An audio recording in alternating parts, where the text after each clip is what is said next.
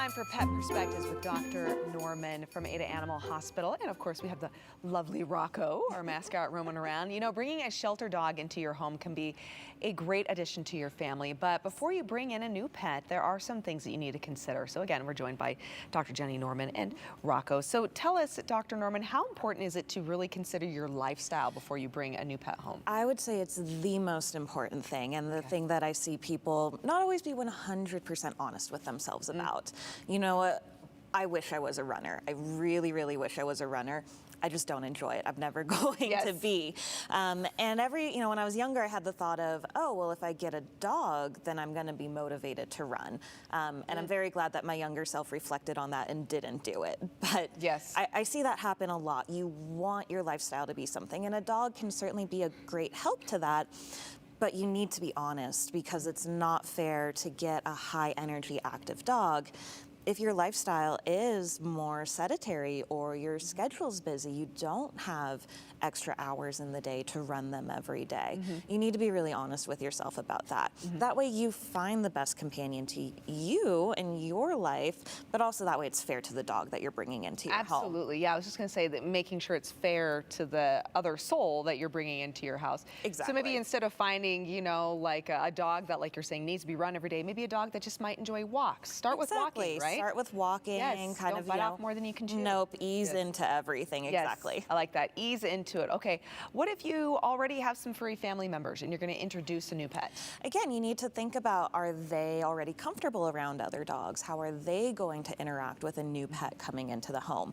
You don't want to, again, disrupt your already, furry family members' lives. They're a big part of that, and they may not be comfortable bringing in a new animal. Or, I have a senior pet here. It wouldn't be completely fair to him to bring in a big rambunctious puppy. So again, considering your pet's lifestyles too. And then a lot of rescue shelters, they're gonna let you do introductions. And so taking that time to make sure that everyone gets along before introducing them into your home, before bringing that new pet in, and then potentially having to now rehome them again, or something doesn't work out, and you've just really disrupted that pet's life too. It's a big responsibility, so you're wanting to, everyone has the best heart and intention with it, but you need to look at everyone, pets included, who's going to be involved with this new process. Yeah, you have to be very thoughtful. You do. About the whole thing. It's not just a spur of the moment, like, you know what? Nope. There's some puppies in a box over there being sold. I'm just going to get a puppy. No. It's a big commitment, and it impacts everyone, pets included, who already live in the home. And then what about really defining the responsibility for that pet in the household? Yeah, that kind of plays into your lifestyle too, especially if you have family, kids, you want to bring in a new pet, but making sure, okay, who's going to be the one waking up in the morning to let them out? Maybe your work schedule, you can't be the one getting up for that. You need to be somewhere else. Is there someone else in the home who's going to take that on? Or is the person who wants this pet going to be primarily responsible? Or if we want to get, the kids involved, have them divvy up responsibilities. But again, really kind of looking at all that it takes and encompasses, and making sure that everyone in the home is going to be able to support that new pet, so that you have those talks beforehand rather than figuring it out afterwards and potentially getting frustrated with the situation. Yeah, because that can cause a little bit of a little tension, A little tension, that's the word I'm looking for in the house, and you don't want that. The whole point of having a pet is to have enjoyment. Exactly, right? Exactly. Yes.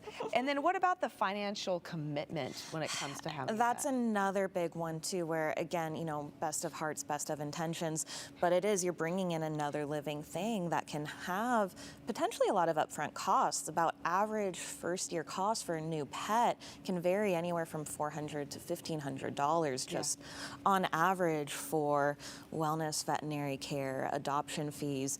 You got to get food, the blankets, the beds, everything for them. And heaven forbid if something were to happen medically. Exactly, and then that's, something else that isn't even into that average there. And so really, again, being honest that you're going to be able to give this pet everything that it needs.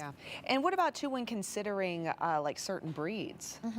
Again, really a big thing, Lifestyle plays into that. Different breeds have different temperaments. They have different health problems. So talk to your veterinarian about, hey, I want to adopt a dog, but I'm concerned. What do you think of this breed? And, we'll tell you, what you're going to expect with them so you can potentially plan a little bit better. And I'm better. so glad that you mentioned that. Talk to your veterinarian, because I don't think a lot of people stop to realize the resource that a veterinarian is in that regard too. In addition to taking care of your pet's health, but also making sure that you're managing potential future animals. Exactly. We see them all. Yes. We know. We can see a pug, a Boston, a lab come in the door. Yes. We know what that animal is going to have in the future and what they're going to be. So yes, please talk to us. Talk to your veterinarian. We want you to have a good, loving environment too, and find the best fit for your family also. Dr. Norman, thank you so much. Where can people go to learn more, and also how they can find you at Ada Animal Hospital? Our website, adaanimal.com, or you can always call us at 362-5329. Wonderful. Dr. Norman, thank you so much. And thank you again to Rocco. Everyone, stick around. We got a lot more to come right here on Idaho Today right after the break.